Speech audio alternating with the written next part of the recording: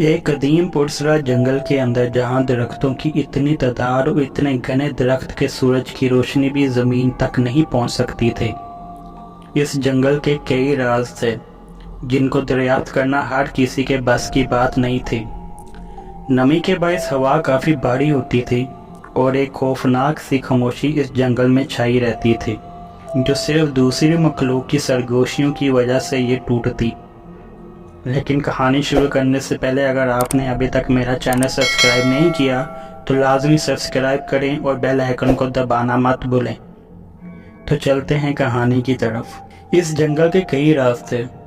एक राज ये भी था कि कदीम वक्त में काफ़ी कबीले अपना खजाना इस जंगल के किसी एक हिस्से में जमा करते रहते, जिनमें सोना, चांदी और कीमती जेवरात जैसी अशिया शामिल होती।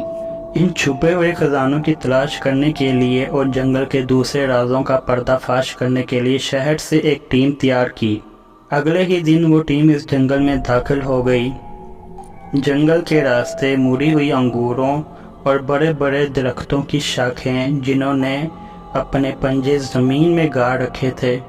जैसे जैसे वो सब जंगल के गहरे हिस्से में जा रहे थे तो हवा का तनाव सर्द होता गया। जैसे ही रात हुई इनको एक कदीम खंडर से पाला पड़ गया। काई से ढके पत्थर एक भूली हुई तहजीब के राजों को तरोताज़ा करती थी और एक अजीबो-गरीब अलामती दीवारों को आरास्ता करती थी।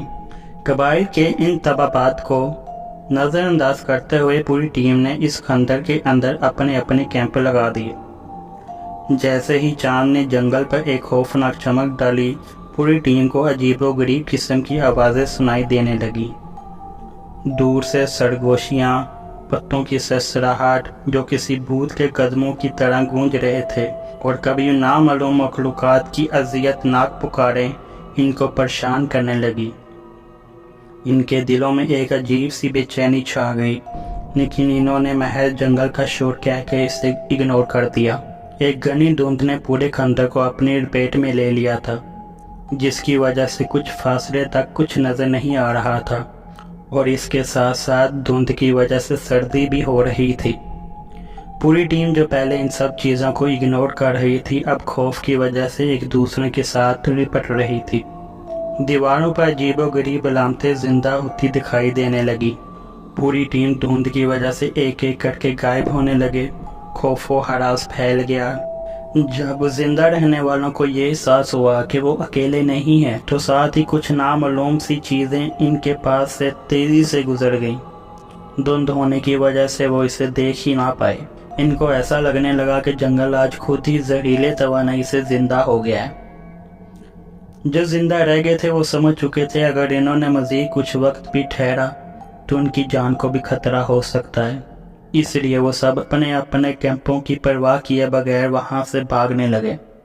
धुंध के बायस इनको कुछ नज़र नहीं आ रहा था, इसलिए वो सब के सब एक गहरी खाई में जा गिरे, जिसकी वजह से एक दो लोगों की मौके पे ही मौत हो चुकी थी और बाकी कुछ मेंबर को खाई में मौजूद पत्थर और कुछ कांटेदार पौधों की वजह से काफ़ी गहरी चोट लगी।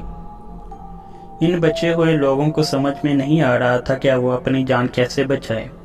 इनमें से एक ने कहा, अब हम सुबह का इंतज़ार करेंगे, सुबह होने में कुछ ही घंटे रह गए हैं।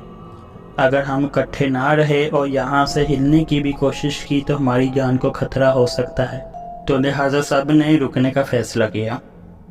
कुछ ही घंटों बाद सुबह हो गई। बचे कुछ लोग जंगल के पत्थरों और दरख्तों से ठोकर खाते हुए बाहर निकलना शुरू हुए।